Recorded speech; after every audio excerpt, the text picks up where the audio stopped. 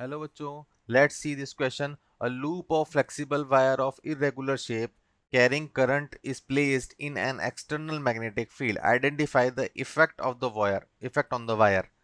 तो सबसे पहला स्टेटमेंट तो ये बोल रहा है कि आपने एक लूप ले लिया. ठीक है, तो मैं लूप कुछ ऐसा ले लेता हूँ. ठीक है, कैसा भी शेप का ले सकते हो. And it is placed in a magnetic field. तो मैंने यहाँ पे क्रॉस वाली मैग्नेटिक फील्ड ले ली. क्रॉस माने अंदर जाती हुई मैग्नेटिक फील्ड. तो ये मैंने मैग्नेटिक फील्ड ले लिया. ठीक है, और इसमें कुछ करंट भी फ्लो हो रहा होगा. ठीक है, करंट कैरिंग लूप है आपके पास फ्लेक्सिबल. तो ये मैंने करंट बना दिया अपनी मर्जी से. ठीक है, इस क्वेश्चन को अटेम्प्ट करने से पहले, है तो इजी क्वेश्चन, लेकिन आपको कुछ चीजें पता होनी चाहिए कि magnetic force on current carrying wire equals to होता है आई एल क्रॉस बी. ठीक है, अगर आप किसी एलिमेंट पे फोर्स लिखना चाहते हो तो आप लिखोगे D F vector equals to I D L cross B. ठीक है, यहाँ पे आपको दिखेगा ये क्रॉस प्रोडक्ट है. ठीक है, क्रॉस प्रोडक्ट की क्या प्रॉपर्टी होती है कि भाई जो एफ वेक्टर है आपका, that is perpendicular to DL vector, और एफ वेक्टर जो आपका रिजल्टेंट आता है perpendicular to B vector both. ठीक है, तो ये आपको पता होना चाहिए. नहीं है तो आप इसको याद करो, लर्न करो इसको. ठीक है, तो ये चीज़ हमें पता होनी चाहिए. तो पहली चीज़ है कि यहाँ पे मैं सबसे पहले एक एलिमेंट सेलेक्ट करता हूँ. तो मैंने यहाँ पे एक छोटा सा एलिमेंट सेलेक्ट कर दिया. यहाँ पे दिखाने के लिए बड़ा दिखा रहा हूँ लेकिन है छोटा ही. इसको नाम दे दिया DL vector. Magnetic field already cross में है ये. तो इस पे लगने वाला फोर्स होएगा बाहर की ओर. By right hand thumb rule आप इजीली निकाल सकते हो कि इस पे फोर्स कहाँ लग रहा है. ठीक है, अगर आपको राइट हैंड थंब रूल भी नहीं आता तो आपको क्रॉस प्रोडक्ट आता होगा. ठीक है, तो इससे इसकी हेल्प से आप आराम से निकाल सकते हो कि फोर्स का डायरेक्शन किधर है. तो ये कितना हुआ, आउटवर्ड हुआ. सिमिलरली अगर अगला एलिमेंट बनाता हूँ यहाँ पे कहीं पे, इसको भी लिख देता हूँ डीएल वेक्टर. तो इस पे मैग्नेटिक फोर्स भी कहाँ लगेगा, आउटवर्ड लग रहा है. इसको आप F1 बोल दो, इसको आप बोल दो F2. ठीक है, इसी तरह हर एलिमेंट पे फोर्स कहाँ लग रहा है, आउटवर्ड लग रहा है.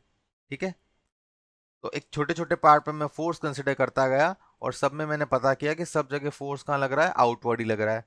अब क्योंकि वायर आपका स्ट्रेचेबल है, ये क्या हो जाएगा, एक सर्कुलर फॉर्म बना देगा अब.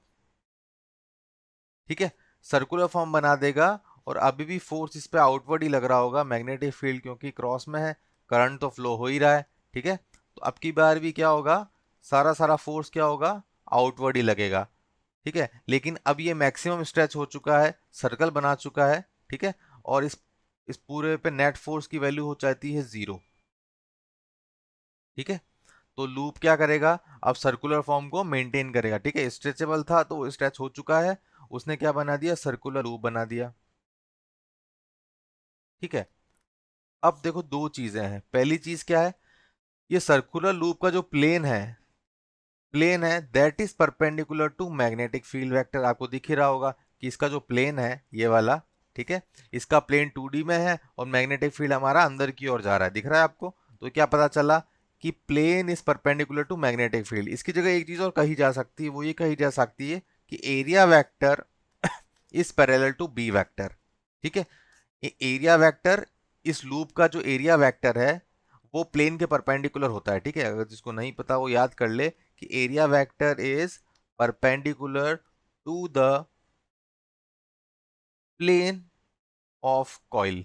ठीक है, कॉइल के प्लेन के परपेंडिकुलर होता है एरिया वेक्टर. तो एरिया वेक्टर और मैग्नेटिक फील्ड पैरेलल है, मतलब थीटा यहाँ पे 0 डिग्री भी हो सकता है और थीटा की वैल्यू 180 डिग्री भी हो सकती है यहाँ पे. ठीक है, और प्लेन तो area vector magnetic field vector के परपेंडिकुलर है ही है, और area vector is parallel to magnetic field vector. दोनों ही स्टेटमेंट सही है. ठीक है, अब आप ऑप्शन में देखो क्या क्या आ रहा है आपके पास. तो इसका हो जाएगा कि loop assume circular shape with its plane normal to the field. ये आपका स्टेटमेंट बिल्कुल सही है. ठीक है, loop assume circular shape with its plane parallel to the field, नहीं ये स्टेटमेंट गलत है. Area vector is parallel.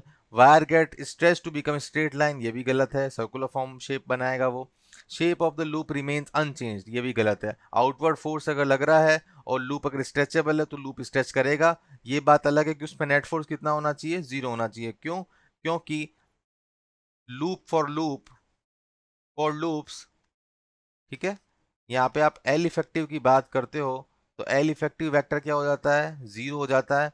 और आपको पता है कि फोर्स का वैल्यू क्या होता है, ये होता है आपके पास I L effective in cross B vector, ठीक है। तो लूप्स के लिए आपके पास क्या होता है, एल इफेक्टिव का वैल्यू क्या हो जाता है, 0। इसलिए लूप पे जो नेट फोर्स आने वाला है वो हमेशा क्या होगा, 0 आने वाला है। लेकिन आपके पास वायर स्ट्रेचेबल था इसलिए वो स्ट्रेच कर पाया, ठीक है। अगर स्ट्रेचेबल नहीं होता तो लूप अपना शेप मेंटेन करता, ठीक है। Thank you, all the best.